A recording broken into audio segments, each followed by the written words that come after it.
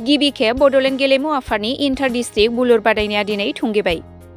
बुलुर गेलेनाय बादायनायखौ बेखेवना होयो बिटिआरनि गेलेमु बिफाननि इएम दावबायसा बर' बिथाङा। उदालगुरि जिल्लानि सिङाव थानाय भेरगाव बिष्णु राभा भवननि लांगोना फोथाराव बड'लेण्ड गेलेमु आफादनि मदद आरो भेरगाव जिल्ला गेलेमु आफादनि बानजायनायाव मैयानिफ्राय जागायनाय इन्टार डिस्ट्रिक्ट बुलुर बादायनाया दिनै जोबथा गेलेनाय बादायनाय। बुलुर बादायनाय गेलेनायखौ बेखेवना होयो बिटिआरनि मावफुं सोद्रोमा दावबायसा बर'। बे हाबाफारियावनो बाहागो लायो बिटिसि गेलेमु आफादनि आफादगिरि लरेन्स इस्लारि। दिनैनि जोबथा बुलुर गेलेनाय बादायलायनायाव बाहागो लायो क'क्राझार हानजा आरो सालबारि हानजानि गेजेराव।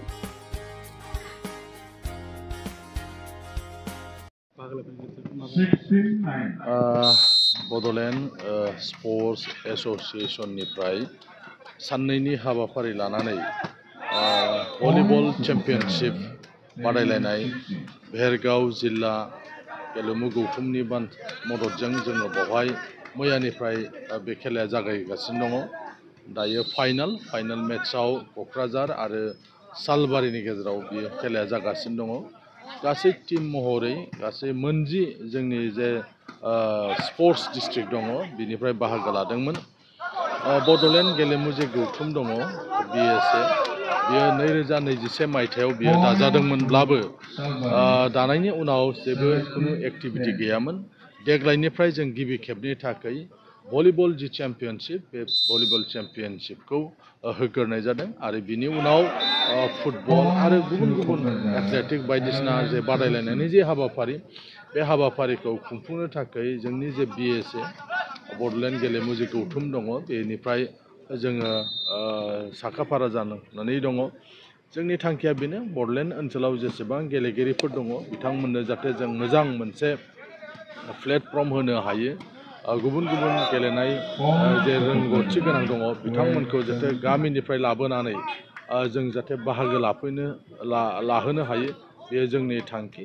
मानोना दिनै बयबो बुंदों जे बड'लेण्डआव गोबां गेलेगिरिफोर दङ, बायदिसिना गेलेनाय बिफानाव गेलेगिरिफोर दङ, नाथाय बेबायदि स्कप मोनाखै, बेबायदि प्लेटफर्म मोनाखै। बिनिखायनो दिनै जिहेतु जोंनाव स्पर्ट्स अर्गानाइजारफोर खम दङ, जोंहा नांगौसेबां मोजां क्लाब गैया, जे क्लाबफ्रा हारसिङै गावबागाव गेलेगिरिफोरखौ जोथोन लानानै बिसोरो दैदेनलांनो बेबायदि गैया।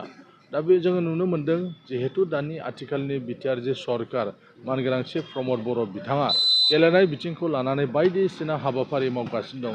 बे बेलायाव जोंनि जे बड'लेण्ड गेलेमु जे गौथुम दङ जोंबो जुदि नाजायोबा, जोंबो जुदि गुबुन खेला जुदि अर्गानाइज खालामोबा निस्सय जोंनो काउन्सिल जे सरकार बे सरकारा मदद होलांगोन।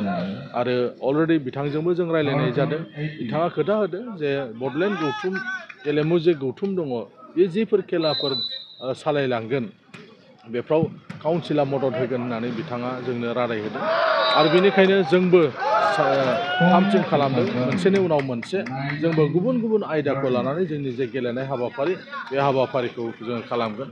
जोङो थुलुंगानि थाखाय दिनै बेवहाय ट्रफिजों लोगोसे जाय देरहागोन बेयो 50,000 रां मोनगोन आरो जाय रानार्स आप जागोन बेयो 30,000 रां मोनगोन।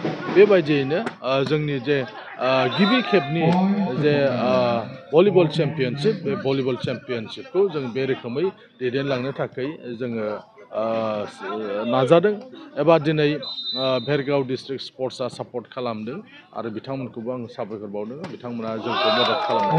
जिहेतु जों गोबां समाव नुनो मोनबोगासिनो गोबां आबादा गेलेनाय बिथिङाव बांसिन नोजोर होदों, नाथाय हारिमु बिथिङाव खम जादों होननानै नोंथाङा सानो? नोंहा आलादा दङ। गेलेनायखौ मोजां मोनग्रा एबा स्पर्ट्स अर्गानाइजारफ्रा स्पर्ट्सखौ लांगोन, जायफ्रा हारिमु एबा कालचार बिथिङाव खामानि मावो बिथांमोना मावबाय थागोन। जोंनि बर'आव जिहेतु दुलाराय बर' हारिमु आफाद दंखायो, बे आफादा दिनै बिथांमोना गावसोरबो नाजानायजों आरो सरकारनि मददजों बायदिसिना हाबाफारि लानायखौ जों नुनो मोनबाय थादों।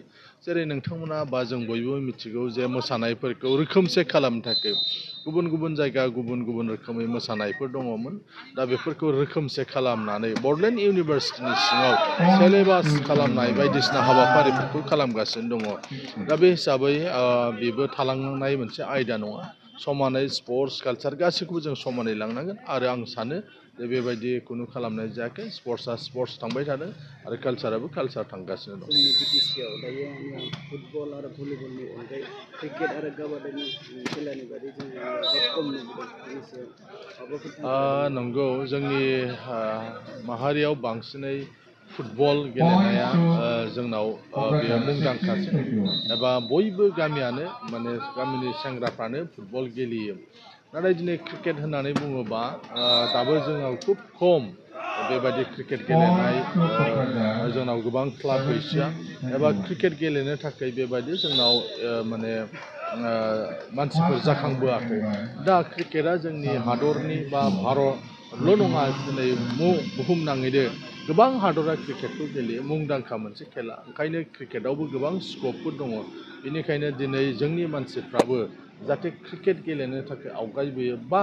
जोंनि जायफोर स्पर्ट्स क्लाबफोर दङ बिथांमोनाबो क्रिकेटनि कचिं बायदिसिना होनानै जाहाथे प्लेयार दिहुनो बेबायदि मोनसे आबहावाखौ जोंनि गेजेराव लाबोनांगोन खुनु मोनसे खेला बाद होआजासे गासैबो खेलाखौ जोंनि बड'लेण्ड ओनसोलाव जाहाथे गेलेनाय जायो बिनि थाखाय जोंबो नाजालांबाय थागोन गेलेगिरिफोरनिसिम मा खावलायनो दिनै आसाम सरकार आरो भारत सरकारा दिनै गेलेनायखौ लानानै गोबां रोखोमनि हाबाफारि लादों जेखौ जों नुगासिनो दं थांनाय बोसोरनिफ्राय खेल महारन जादों गामि सिंनि गथ'फ्राबो गामि सिंनि गेलेगिरिफ्राबो जाहाथे VCDCLनिफ्राय फैयै फैयै स्टेट लेभेलसिम जाहाथे बिसोर गेलेनायनि खाबु मोनो बिनि थाखाय जेरै आसाम सरकारा नाजागासिनो दङ बायदिसिना बुंदों बिथांमोननि गेलेगिरिफोरनि थाखाय जायफ्रा नेसनेल गेलेगोन आरो नेसनेल गेलेनानै बान्था मोनगोन बिदिसिनि थाखाय सरकारि साख्रिखौ थिखानानै दोनदों बा गुबुन गुबुन माने सुजुग सुबिदाखौ होदों बिनिखायनो गेलेनायजों गावखौ फसंथाननानै लाखिनो हायो गेलेनायजों गावनि न'खरखौ दानो हागोन बिनिखायनो गेलेनाया जेन' ओरैनोल' जाया जाहाथे मोजां गेलेगिरि जानो हायो जे जों स्टेट प्लेयार बा नेसनेल प्लेयार जानानै गावनि थांनानै थानाय राहा लामाखौबो जाहाथे दिहुननानै लानो हायो बे रोखोमै गेलेनो थाखाय आं गासैबो गेलेगिरिफोरखौ खावलायो